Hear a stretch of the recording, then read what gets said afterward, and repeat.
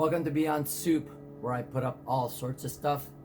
And today, it's all about a water filtration system for the whole entire house. I bought this just about a couple weeks ago, and it just finally came in. It's from FilterSmart. It's the FS 1500 whole house filter and water softener. I'm just gonna go over what I'm actually gonna try and install myself for all you guys who are DIYers out there.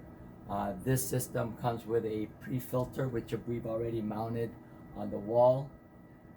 And then it comes with a water filter itself. So this is the tank for it. And this is the no salt water softener tank. So basically it goes from my main pipe, goes into here, goes out of here, comes in here, and gets filtered. Then over here it'll get softened, and then all the way back into my main pipe again. So I think it's fairly easy to do, but there are some prep work. Obviously you'll need your piping to make sure that your connections are okay from the pre-filter all the way down to the filter itself, and then to the softener. So I think what we'll do is we'll just use flexible hoses instead of doing some PVC piping, but we will need some elbows and things like that to make this thing work. And then you have to actually rinse the carbon that's in here, so that's going to take another 48 hours to do, but I'll go through that too as well. So hang on and we will get through this installation together. All right, here's the first step to this installation. It is to rinse the carbon granules that are inside the tank. This is going to be about a 15-minute process. It's recommended obviously to do it in a place where you can have a lot of water coming out of it and somehow goes out into some type of drainage. I'm going to do it right here on my yard, so I can also water the grass. But anyway, they give you a piece of piping or PVC piping that connects to the upflow inlet side, where you can connect the other side to the hose, and then water will flow out, rinse the carbon, and then come out of the downflow inlet side. So we'll just do that, and we'll see what kind of residue comes out. And then the other process after this is actually letting it sit, and then you have to rinse it again. So we'll go through that again together, but for now it's just literally connecting this to this side, to the upflow inlet side, and then taking your hose same way,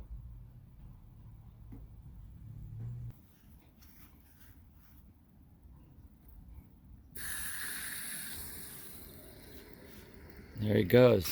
Now let's see what comes out of this thing.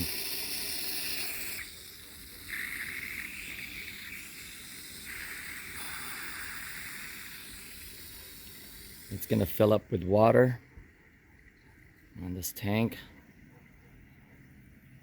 and then we'll see what comes out.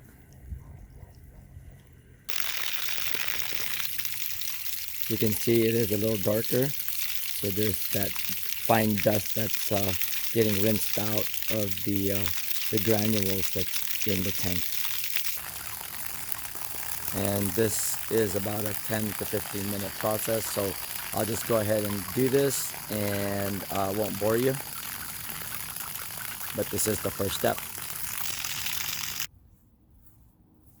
All right, here we are again after 48 hours of the granules soaking in with the water. I guess it's really just to try and get the sediments out of it. So now it's time to again re-rinse it for about 5 to 10 minutes from the upflow inlet. We'll connect our connector here that they gave us, pretty much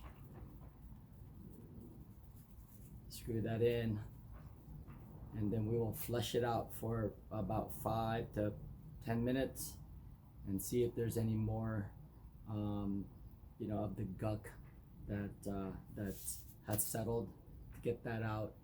And then after that, we connect the same connector to the downflow inlet and do a reverse flush. That's what the instruction is, and that's what we'll do.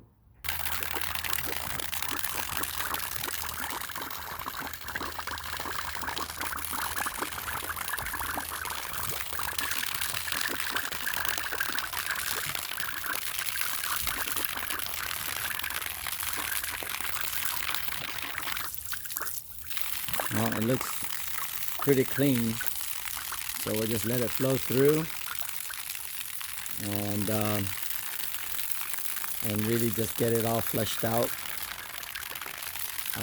This will, filter out chloramines and I guess some other stuff that goes into our body. Now we can pretty much drink this thing without having to think about it too much in terms of contaminants.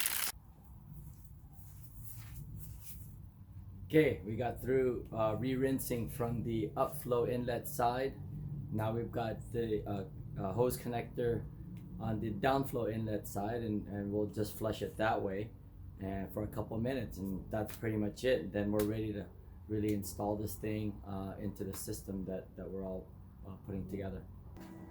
Okay, so we went to the hardware store in hopes to get the flexible lines that we needed for this project, but because they didn't have the hoses that we needed to go to plan B, which is actually using PVC piping. So basically we were able to find all the PVC connections. That's probably the hardest part of doing this whole entire thing, is really trying to kind of figure out what you need. And we did. For us, we were able to find all the little connectors that we needed, and we're gonna basically connect this all together using the PVC glue. So we'll go from here to here with 1-inch piping, and then go back there and reduce it to 3/4 inch. So it's a little bit change of plans between flexible piping and PVC piping, but it's all going to be the same. All right, here we are doing the prep work of installing this thing. It's really important to put some Teflon into your fittings so you don't get any leaks and it seals properly. That you can't say that enough, because once you pretty much install this thing, it's in a permanent place, and it's a lot harder if you don't do this correctly and you have to take it apart. So make sure you put some Teflon between your fittings, so it works properly and you don't get any leaks, right? Yes, sir. All right. You're right, sir.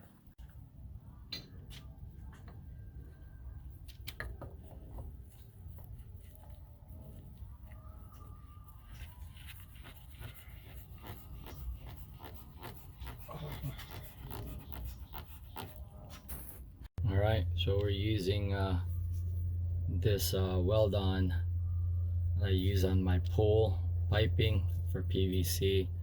So you put some on one side and you put some on the other side, and you just pretty much twist it in and you should be good.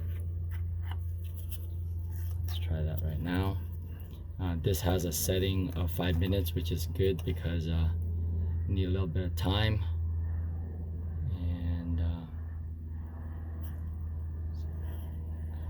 And try to do this while I'm filming. All right, here is the result of the installation on the FS 1500 by FilterSmart, but I think it's more made by Pentair because everything is labeled Pentair, so I'm thinking it's just a Pentair brand that was it's been being sold by FilterSmart. But anyway, here it is. We got the pre-filter installed. and these guys are working now. This is the water filter itself, and this is the saltless water softener. The hardest part of this was the plumbing. As you can see, you could literally figure out, you know, your own way of doing plumbing.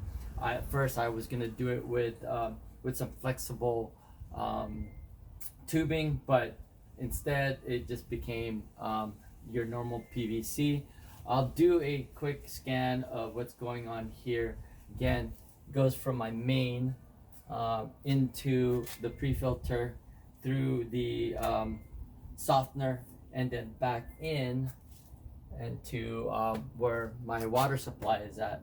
So the other thing that you got to be cautious about is the pre-filter.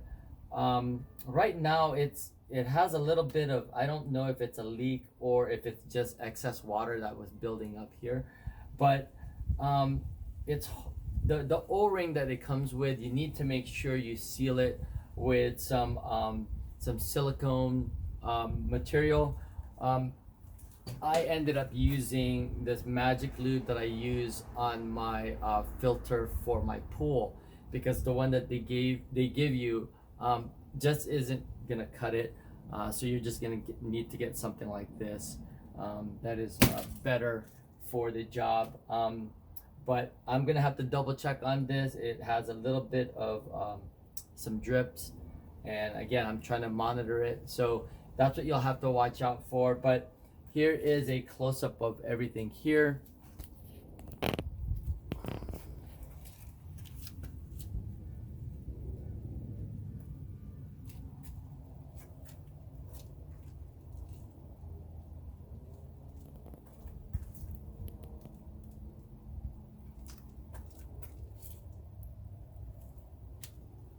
All right, so that's it. So if you like these kind of videos, you know, hit that subscribe button to Beyond Soup, where I put up all sorts of stuff, from anything and everything. So thanks for watching, and I'll see you guys on the next video.